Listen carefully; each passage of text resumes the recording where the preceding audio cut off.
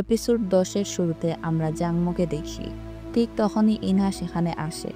Inha বলে, আপনাকে তো খুব খুশি দেখাচ্ছে। জাংমো জিজ্ঞাসা করে, তুমি না জিজ্ঞাসা করে ভিতরে এলে কিভাবে? ইনহা বলে, আমি কোনো সাধারণ মানুষ নই, আমি আপনার ছেলে। জাংমো বলে, তুমি ঠিক বলছো। তুমি কাঙ্গোতে বেঁচে আছো তার একমাত্র কারণ হলো তুমি আমার ছেলে, আর তুমি এই বিষয়টি অজুহাত হিসাবে ব্যবহার করছো। আমি চাই তুমি এখন কাঙ্গো থেকে বের হয়ে যাও। কাল সকাল 9টায় তোমাকে বরখাস্ত করা হবে। ইনহা বলে, আমি কেন পারবো না? আমার এমন ক্ষমতা আছে যে আপনার স্বপ্নগুলো পূরণ করতে পারে। জাংমো বলে, কে বলেছে ওগুলো তোমার ক্ষমতা ছিল? ওইসব তো তেওর ছিল। যদিও তেও তোমার জায়গায় থাকতো তাহলে কখনোই আমাকে কাঙ্গোকে 2 ভাগে ভাগ করতে হতো না। ইনহা বলে, আমি আপনার জন্য সবকিছু করেছি, কিন্তু আপনি কখনো আমাকে অ্যাকসেপ্ট করেননি। জাংমো বলে, আমি তোমাকে স্বীকৃতি দেইনি বলে তুমি ইঞ্জুকে মেরে ফেললে? তুমি কাঙ্গো পরিবারের কেউ না, তুমি বেক পরিবারের লোক। তুমি তোমার আসল রূপ দেখিয়ে দিয়েছ। তোমার যা কিছু আছে সব ফিরিয়ে দাও আর ফিরে যাও নিজের আগের জীবনে। যদি তুমি আগের জীবনে ফিরে যাও, চুপচাপ থাকো, তাহলে আমি তোমাকে কোনো শাস্তি দেব না। ইনহা বলে, যদি আমি এসব না করি তাহলে আপনি কি করবেন? আমি ইঞ্জুকে মারিনি, বরং আপনি মেরেছেন। আপনি আমাকে এমন এক মানুষ বানিয়েছেন যে ইঞ্জুর সঙ্গে এমনটা করেছে। আমি আমার আর পুরনো জীবনে ফিরে যেতে পারবো না। জাংমো বলে, যদি আমি তোমাকে বেরিয়ে যেতে বলি তাহলে তোমাকে বেরিয়ে যেতেই হবে। ইনহা বলে, আমি আমার মায়ের মতো নই। তিনি খুব সহজেই হার মেনে নিয়েছিলেন, কিন্তু আমি হার মানব না। সে রাগ করে জাংমোকে বলতে থাকে, আর ঠিক তখনই জাংমোর বুকে ব্যথা শুরু হয় এবং সে ওষুধ নিতে চায়। কিন্তু ওষুধটি ইনার পায়ের কাছে পড়ে যায়। ঠিক তখনই জাংমো স্লিপ করে বাথটাবে পড়ে যায়। সে বাইরে বেরোনোর চেষ্টা করে, কিন্তু ইনা তার কলার ধরে ফেলে। ইনা বলে, আপনি জানেন আমি কতদূর এগিয়ে এসেছি, এখন আমি পিছনে ফিরতে পারবো না। যদি আপনি আমাকে আগে স্বীকৃতি দিতেন তাহলে আজ এই সব কিছু হতো না। জাংমো ইনার হাত ধরার চেষ্টা করে, তখন ইনহা বলে, আপনার অনেক আগেই আমার হাত ধরা উচিত ছিল।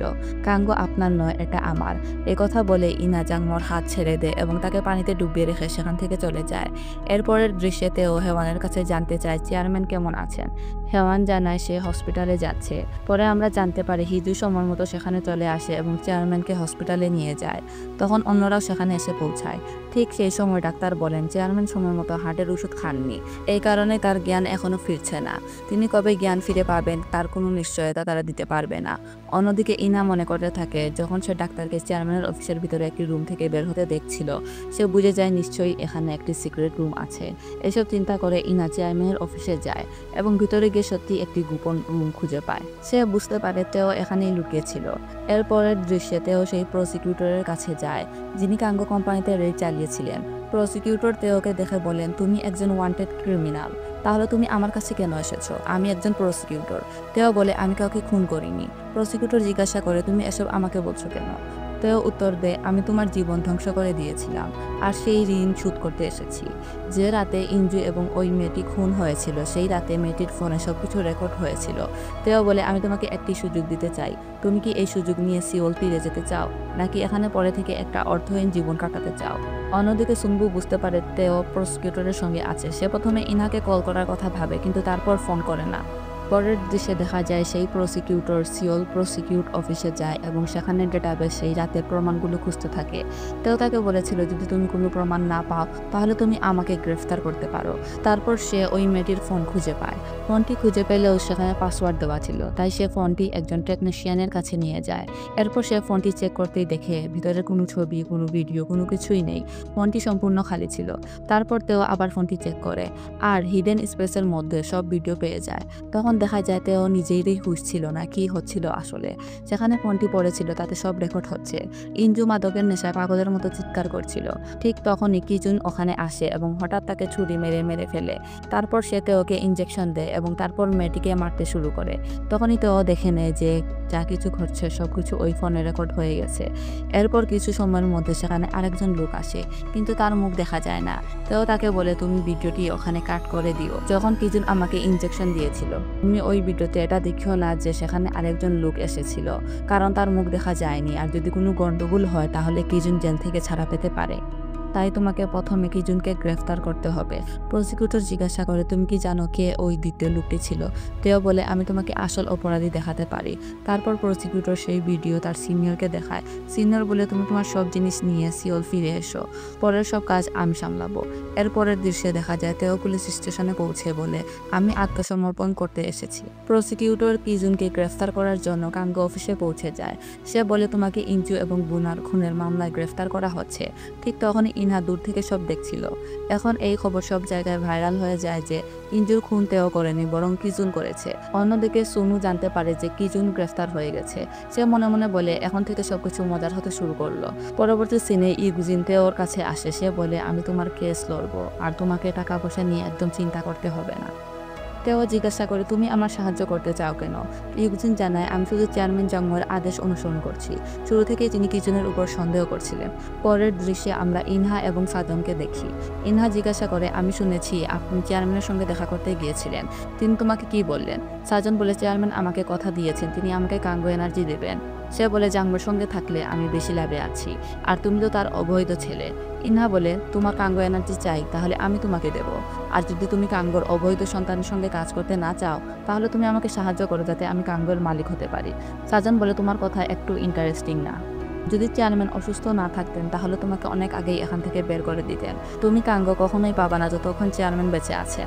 এরপরের দৃশ্যে সানজু ইয়ামসকে জিজ্ঞাসা করে যদি তেও অফিসে যোগ দেয় তাহলে কি হবে? তার মা বলে চিন্তা করো না, চেয়ারম্যান ছাড়া কেউ সাহায্য করবে না। যে মানুষটা রয়্যাল রোড প্রজেক্টের স্বপ্নকে বাস্তবতায় পরিণত করেছে সে তোমার বাবা ছিল না, বরং সে ছিল তেও।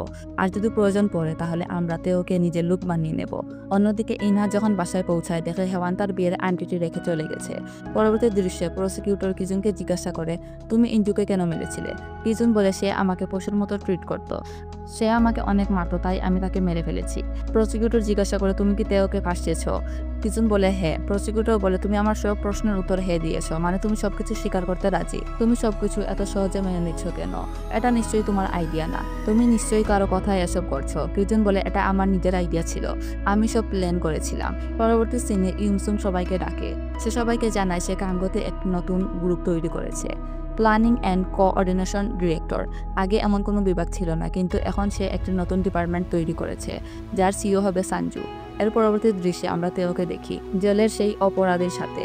সে হংকংয়ে এক ইনভেস্টমেন্ট কোম্পানির কথা বলে, নাম গোল্ড এজ ইনভেস্টমেন্ট।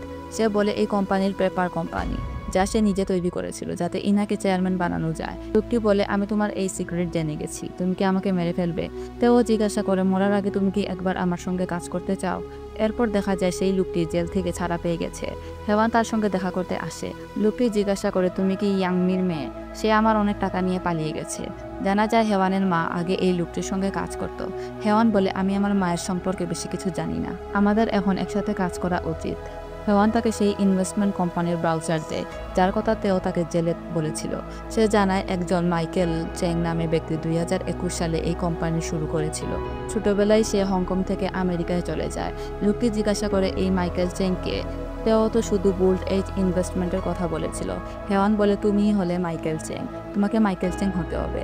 এটা শুনে লোকটি অবাক হয়ে যায়। ঠিক তখনই সুনু সেখানে আসে। সে জিজ্ঞাসা করে এই লোকটি কিভাবে এই কাজ করবে, লোকটি তো অনেক বুড়ো। লোকটি বলে তুমি কে? তখন সুনু বলে আমি এখানকার সব থেকে বড় হাতিয়ার। ফ্ল্যাশব্যাক সিনে দেখানো হয় যেখানে সুনু ওই লোকটির পায়ে গুলি করেছিল। লোকটি জিজ্ঞাসা করে তুমি মরতে চাও নাকি? তখন সুনু বলে আমাকে কে মারবে? কিজুন তো জেলে।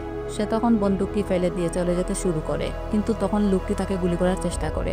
সুনহু বলে বন্দুকে মাত্র একটি গুলি ছিল, তাই তোমার শক্তি নষ্ট করো না।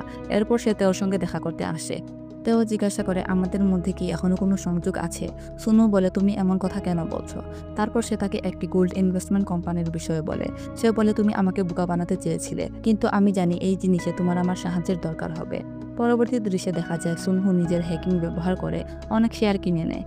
ঠিক তখনই একজন অ্যাসিস্ট্যান্ট সানজুকে এসে বলে বড় সমস্যা হয়ে গেছে। তারপর সানজু কুমসুমকে ডেকে দেখা যেখানে গোল্ড এজ ইনভেস্টমেন্টের শেয়ার রেশিও ছিল।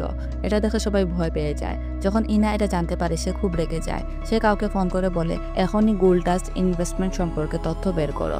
এরপর আদালতের দৃশ্য দেখানো হয় যেখানে ইউজিন তেওর পক্ষ নিচ্ছিল। সে বিচারককে বলে আমি এখানে তেওকে রক্ষা করতে আসিনি, বরং আমি এই দেশের বিচার ব্যবস্থাকে একটি সুযোগ দিতে চাই যাতে তারা নিজেদের ভুলের জন্য তেওর কাছে ক্ষমা চাইতে পারে। বিদেশের বিচার ব্যবস্থায় একজন নির্দোষ মানুষকে খুনি বলেছে এবং জেলে পাঠিয়েছে। তারপর বিচারক ওর কাছে ক্ষমা চায় এবং তাকে নির্দোষ বলে মুক্তি দেয়। অন্যদিকে আমরা ইনাকে দেখি সে সাধনের বলা কথাগুলো মনে করতে থাকে যে যদি আগামীকাল চেয়ারম্যান উঠে বসে তাহলে কালই তোমাকে কাঙ্গু গ্রুপ থেকে বের করে দেওয়া হবে। এসব চিন্তা করে সে তার বাবার কাছে যায় এবং বলে আপনার তখনই মারা যাওয়া উচিত ছিল, আপনি যদি সেই সময় মরে যেতেন তাহলে আমাকে এটা আবার করতে হতো না। এ কথা বলে সে চেয়ারম্যানকে মারতে যায়, কিন্তু ঠিক তখনই সে তার হাত ধরে ফেলে। এই দৃশ্যের সাথে এপিসোড 10 এখানে শেষ হয়।